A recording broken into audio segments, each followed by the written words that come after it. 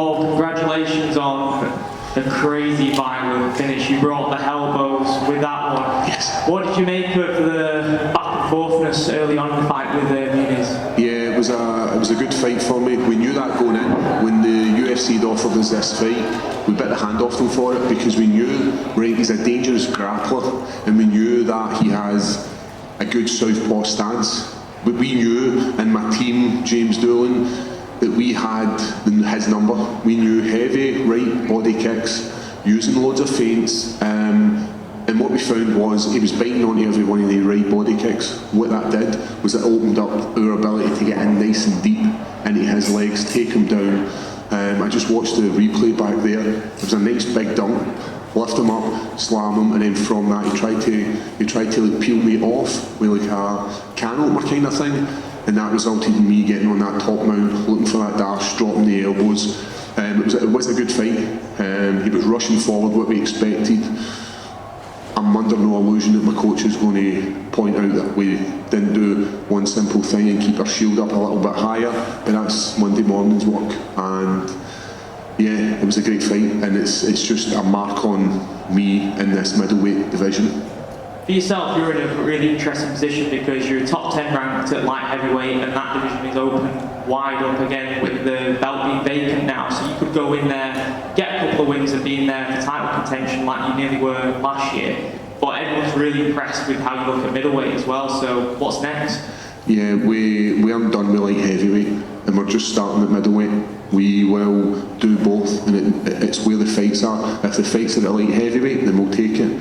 We have the only victory over Jamal Hill. We have the only victory over Ankalaev. We have beat Krylov, right? We've had a few bumps in the road in the light heavyweight division, but we'll take both divisions. I do believe that the moving of Jim to the higher level team has made a huge difference. Confidence, stand up, the ability to assess better situations.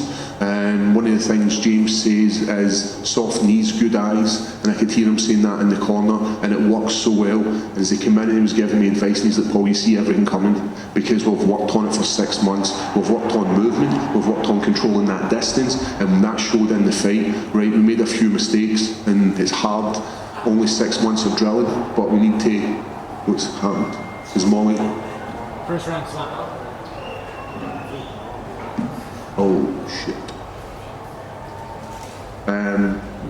Yeah, that's 6 months of training, proper training with these guys. Who knows what a year can do? Who knows what 2 years can do? But ultimately, we've got another 5 years left in this company, and we're going to leave the UFC with a bit of metal. Be it middleweight or be it light heavyweight, we're coming for it.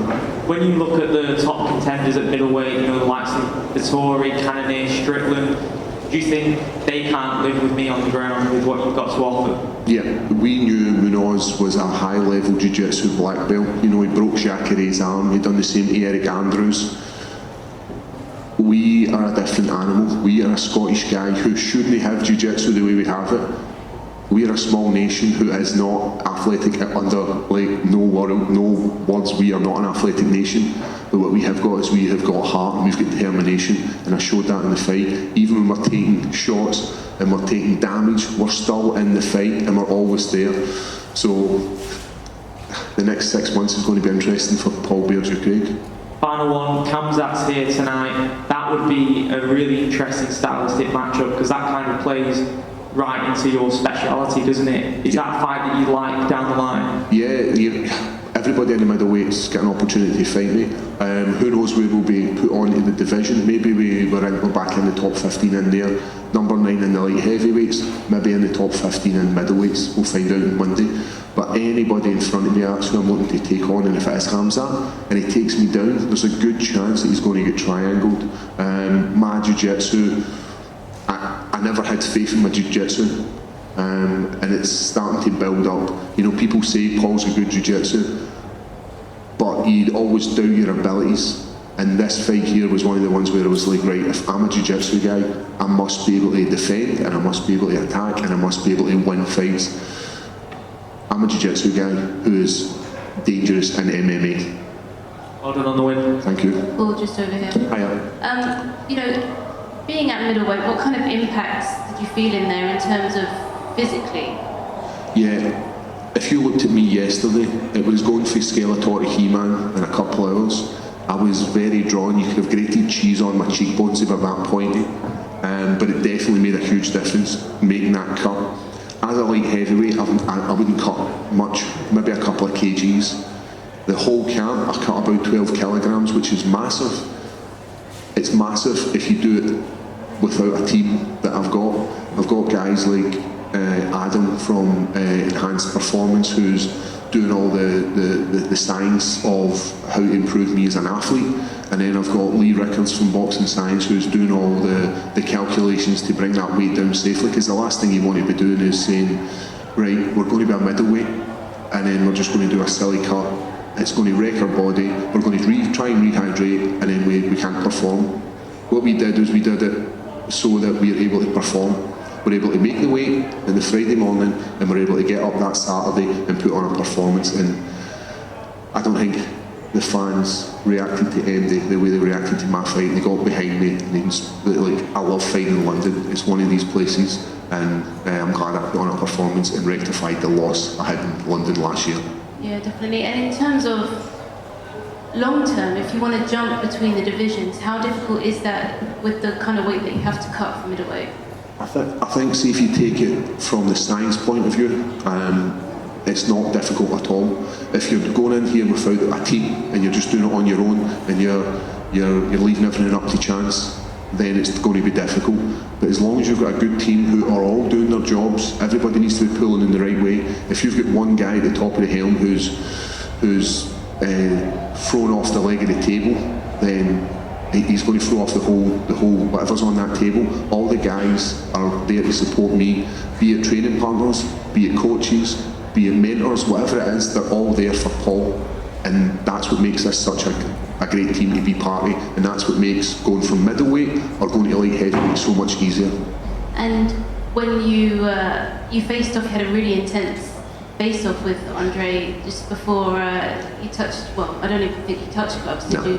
Where did that come from, that intensity?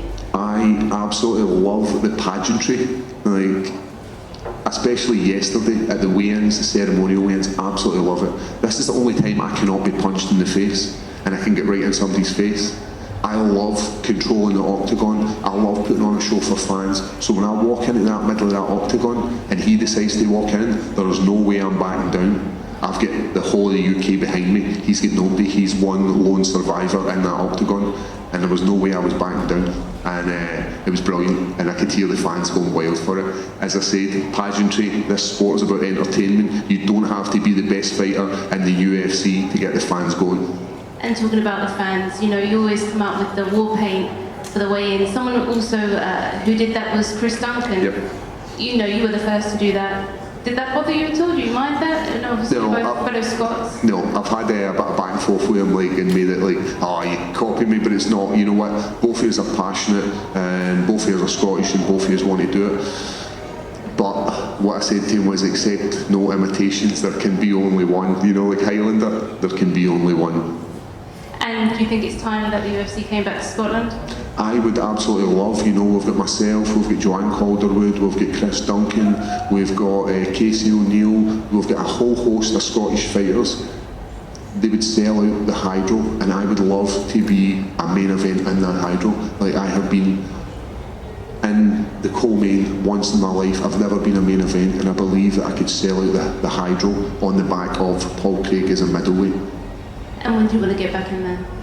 As soon as possible. I love this sport, I'm not injured, got a bloody nose, that's about it. A couple of little scratches on my elbow, but as soon as the UFC give me a call and say, listen Paul, you're fighting in X, Y and Z, I'll be there. Thank you, congrats.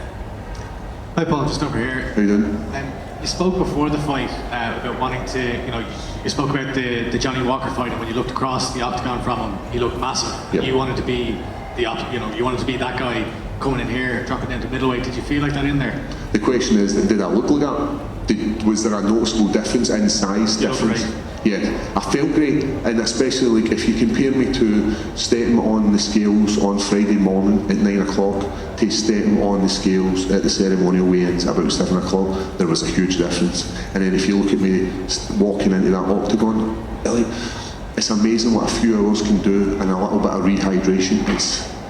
It's amazing what the body endures, be it cutting all the way down and losing all that moisture in your body and then just ballooning back up and feeling good in your own skin. You also mentioned that you expected to balloon up by about 30 pounds. Do you know how much you weighed in there tonight? When we checked our weight before we left, we were 97 kg, so we made 84.5 kilograms.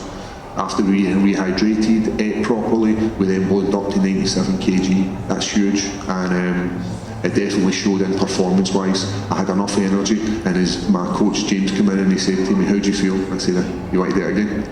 I had the energy to go. Congratulations. Thanks. Up the back, dear man. Hi, Paul. It's Danny Gray here from Ireland. Sorry, buddy. What time is it? Boom time!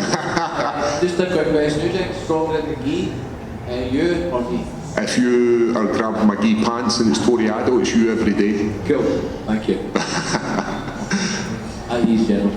All set.